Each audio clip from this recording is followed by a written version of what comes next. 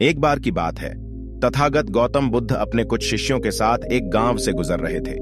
तभी उसने देखा कि वहां से कुछ दूरी पर एक बूढ़ा आदमी पेड़ के नीचे बैठा है। वह पहले तो जोर जोर से हंसता और फिर अचानक रोने लगता। बुद्ध के साथ साथ उनके शिष्यों ने भी यह सब देखा।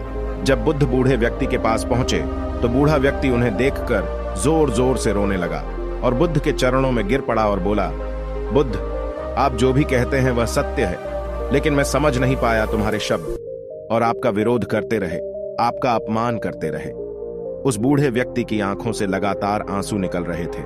बुद्ध ने अपने आंसू पोंछे और कुछ देर तक उसे ध्यान से देखते रहे।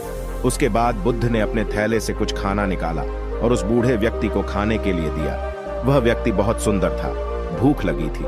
उसने वह खाना खाया और पानी पिया, लेकिन खाने के हर टुकड़े के साथ वह कभी हंसता था और कभी रोता था। बूढ़ा आदमी बुद्ध के शिष्य को पागल लग रहा था। शिष्यों ने बुद्ध से पूछा, तथागत, यह बूढ़ा आदमी कौन है? क्या उसका है मानसिक संतुलन ठीक नहीं? हमें लगता है यह आदमी पागल है। बुद्ध ने कहा, नहीं, यह आदमी पागल नहीं है, लेकिन इसे ज्ञान प्राप्त हो चुका है, इसलिए तुम इसके पास जाओ और उससे ज्ञान प्राप्त करो। शिष्य उस बूढ़े व्यक्ति के पास जाते हैं और उससे पूछते हैं, हमें आपके हंसने और रोने का कारण समझ नहीं आ रहा है, क्या आप हमें इसके पीछे का कारण बता सकते हैं? बूढ़े व्यक्ति ने कहा, कुछ साल पहले मैं गौतम बुद्ध से मिला। मैंने उनकी शिक्षाएं सुनी, लेकिन मुझे उनकी शिक्षाएं बिल्कुल बेकार लगी। मैं सोचता था कि बुद्ध की शिक्षाएं जीवन जीने और जीवन में आगे बढ़ने का कोई फायदा नहीं। मैं सोचता था कि बुद्ध लोगों को गुमराह कर रहे हैं, इसलिए मैं बुद्ध के विरोधियों के साथ मिलकर उनके विरुद्ध षड्यंत्र रचूंगा। लोगों के सामने बुद्ध की बुराई करूंगा और कोशिश करूंगा कि अधिक से अधिक लोग बुद्ध के खिलाफ हो जाएं और गिरे नहीं उसके जाल में। बुद्ध अपने उपदेशों में कहा करते थे कि अत्यधिक धन संचय करने से व्यक्ति को दुख होता है, लेकिन मुझे बुद्ध की यह बात बिल्कुल बेतुकी लगती थी। बुद्ध अपने उपदेशों में यह भी कहते थे कि झूठ मत बोलो, शराब मत पियो, धोखा मत दो कोई भी, लेकिन मुझे बुद्ध की ये सारी बातें बुरी लगती थीं, क्योंकि उन दिनों मैं यही करता था। अपना बिजनेस बढ़ाने के लिए लोगों से झूठ बोलना, ज्यादा मुनाफे के लिए झूठ बोलकर लोगों को धोखा देना, हर रात शराब पीना मेरी दिनचर्या थी। लेकिन मैं उन दिनों यह भी देख पा रहा था कि जो लोग इसका पालन करते थे, बुद्ध के वचनों से बहुत अधिक सुखी और शांत जीवन जिया जा सकता था, जबकि उन लोगों के पास इतना कुछ नहीं था। लेकिन मैं इन लोगों को देखकर कुछ सीखने के बजाय उनसे ईर्ष्या महसूस करता था। यही सोच सोचकर आज मुझे रोना आ रहा है कि मैंने ऐसा क्यों किया। उस वक्त ये बातें समझ नहीं आती। ये बातें मुझे अब समझ में आ रही हैं, क्योंकि मैं बूढ़ा हो गया हूं, मेरे पास ज्यादा समय नहीं है, और मैं इसलिए हंस रहा हूं क्योंकि मैं देख सकता हूं कि मेरे आसपास के सभी लोग वही गलती कर रहे हैं जो मैंने की थी, और जब समय उनके हाथ से निकल जाएगा तो वे भी मेरी तरह इन सभी चीजों को समझेंगे और तब वे भी मेरी तरह पछताएंगे। काश उन्हें ये बातें पहले समझ आती। शिष्यों ने कहा, आपको अपने जीवन में जो भी ज्ञान प्राप्त हुआ है, कृपया वह ज्ञान हमारे साथ भी साझा करें, ताकि हम सभी का ज्ञान भी बढ़ सके और हम सभी भी जीवन की गहराइयों को समझ सकें। बूढ़े ने हाथ जोड़ लिए और कहा, आप सभी महात्मा बुद्ध के शिष्य हैं। जीवन की गहराइयों को बुद्ध से ज्यादा कोई नहीं समझ सका। मैं आपको नहीं बता सकता कि बुद्ध आपको क्या बता सकते हैं, लेकिन फिर भी मैंने जीवन को उतना ही समझा है। इतना तो मैं आप सभी को जरूर बताऊंगा।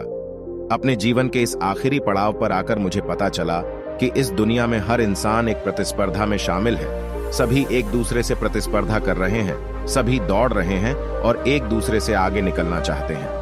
दूसरे अपने आप को दूसरों से बेहतर साबित करना चाहते हैं, और आगे निकलने की यह दौड़ बचपन से शुरू होती है। जब मैं छोटा था तो मैं अपने दोस्तों से आगे निकलना चाहता था। मैं अपने दोस्तों से अच्छे खिलौने चाहता था, अधिक सुंदर कपड़े चाहता था। मैं कोशिश करता था उनसे समझदार और होशियार दिखने के लिए। मेरी माँ बहुत सख्त थी। वह मुझे मेरी पसंद के खिलौने और मिठाइयाँ लेने से रोकती थी।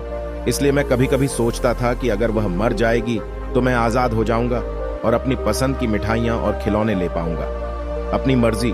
लेकिन ऐसा नहीं हुआ तो मैंने सोचा कि मैं जल्दी से बड़ा हो जाऊं, ताकि बाकी बुजुर्गों की तरह अपने फैसले खुद ले सकूं, फिर मिठाई और खिलौने भी खा सकूंगा। और इसी तरह मेरा बचपन गुजरा और मैं जवान हो गया। लेकिन तब तक खिलौने और मिठाइयाँ जैसी चीजें मुझे बेमानी लगने लगी थीं।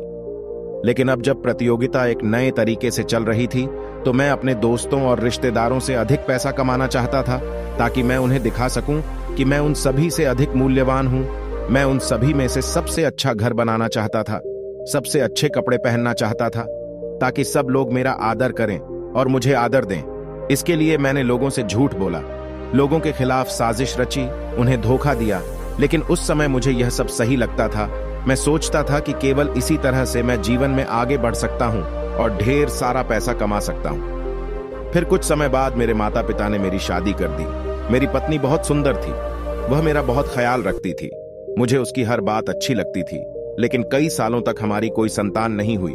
मुझे चिंता होने लगी कि सहारा कौन बनेगा। मेरा बुढ़ापा, जब मैं उनके बच्चों को दोस्तों के घर हंसते खिलखिलाते देखता तो मुझे उनसे ईर्ष्या होती और मैं सोचता कि मेरे घर में भी बच्चों की किलकारियां सुनाई देनी चाहिए। और जल्द ही भगवान ने हमारी सुन ली और मैं एक बेटे का पिता बन गया। उस दिन मैं बहुत खुश था। मुझे लगने लगा था कि अब मुझे सब कुछ मिल गया है, मुझे और कुछ नहीं चाहिए। लेकिन बहुत जल्द ही मेरे मन में यह ख्याल आने लगा कि काश 2 बेटे हैं तो मेरी जिंदगी और भी आसान हो जाएगी। और इस बार भी भगवान ने मेरी सुन ली और मैं दूसरे बेटे का पिता बन गया। मैंने अपने पिता के व्यवसाय को काफी हद तक बढ़ाया।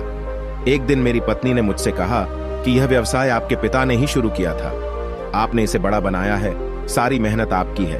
और वैसे भी अब आपके माता पिता बूढ़े हो गए हैं, उन्हें आगे बढ़ना चाहिए।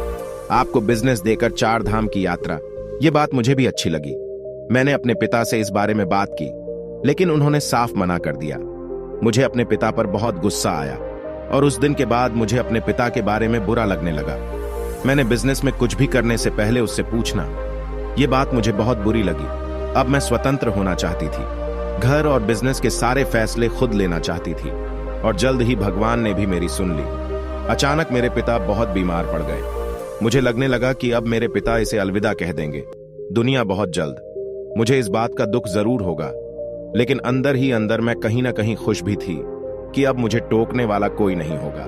मैं अपनी मर्जी से सारे फैसले ले सकूंगी। मेरे पिता की हालत बहुत खराब होने लगी, यहां तक कि वह अब बोल भी नहीं पा रहे थे। वैद्य चिकित्सक ने कहा कि अब उनके पास बहुत कम समय है। दोस्तों और रिश्तेदारों को सूचित करें कि वे आकर आखिरी बार उनसे मिलें। पापा को देखकर सभी दोस्त और रिश्तेदार एक एक करके जाने लगे। 1 हफ्ते से ज्यादा हो गया था। मेरे पापा की हालत बहुत खराब थी।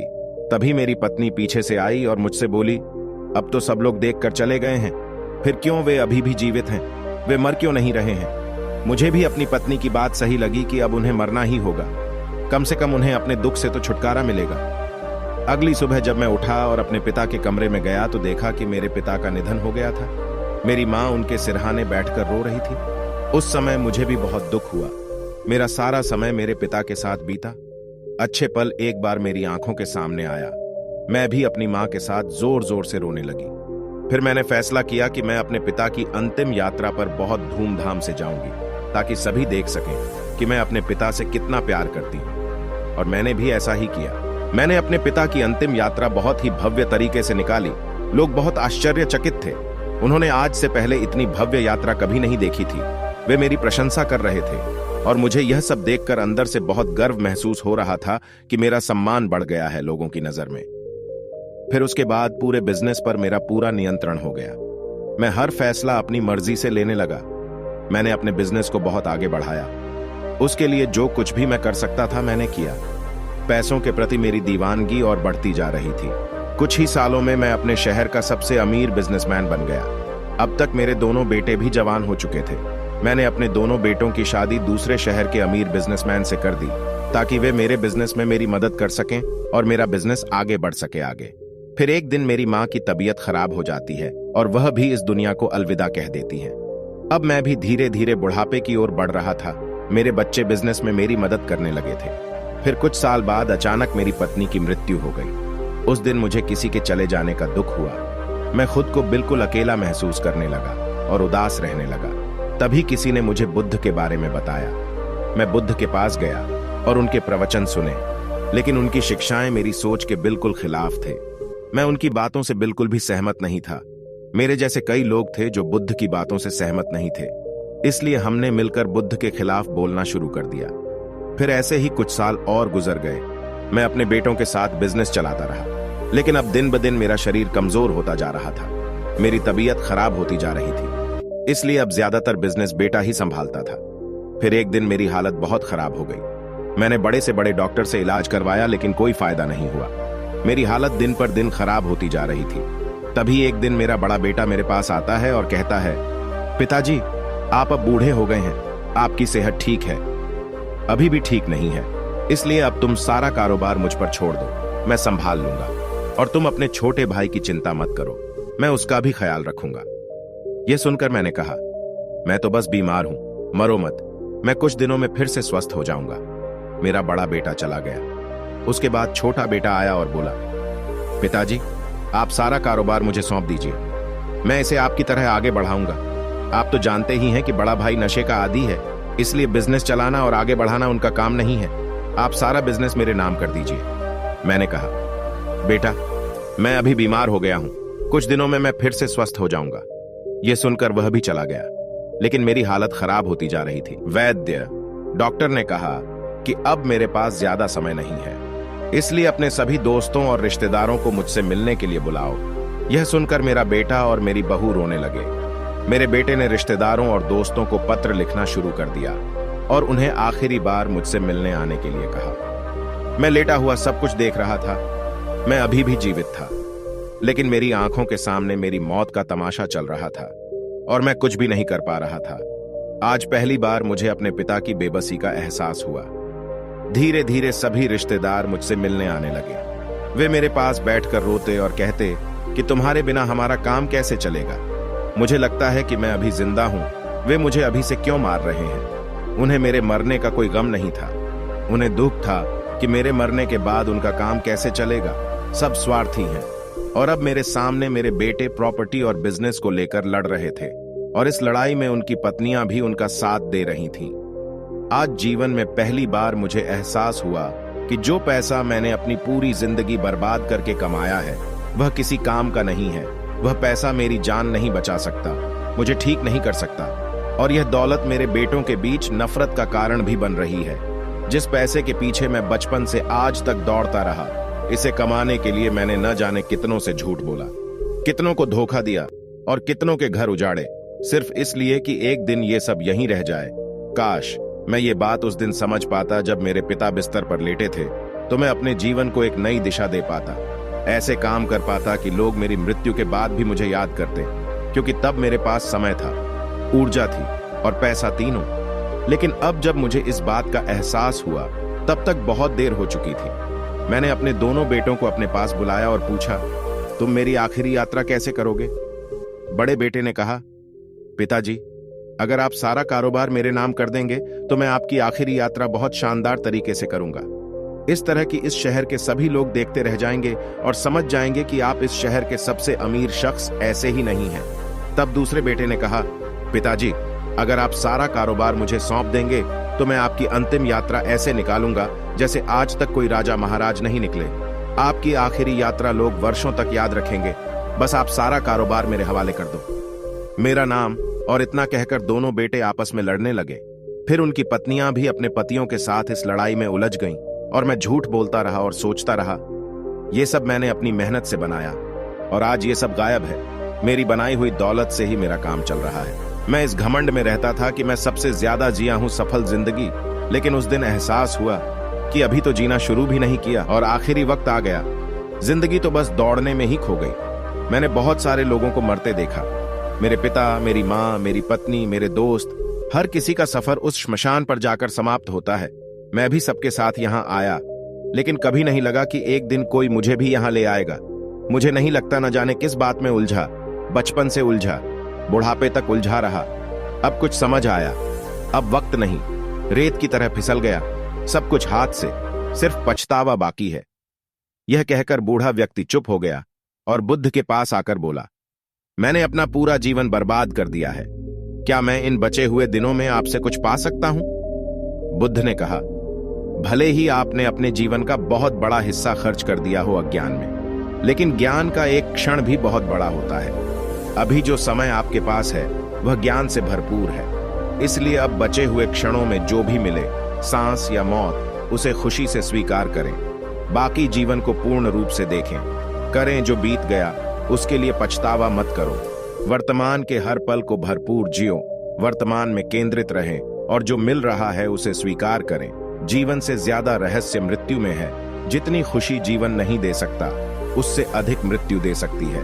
आप बस इसे पूरी तरह से देखें, शेष जीवन के हर एक पल को देखें।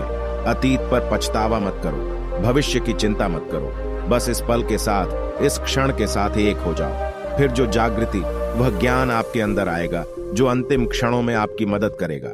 दोस्तों, आशा है कि आपको यह वीडियो पसंद आएगा।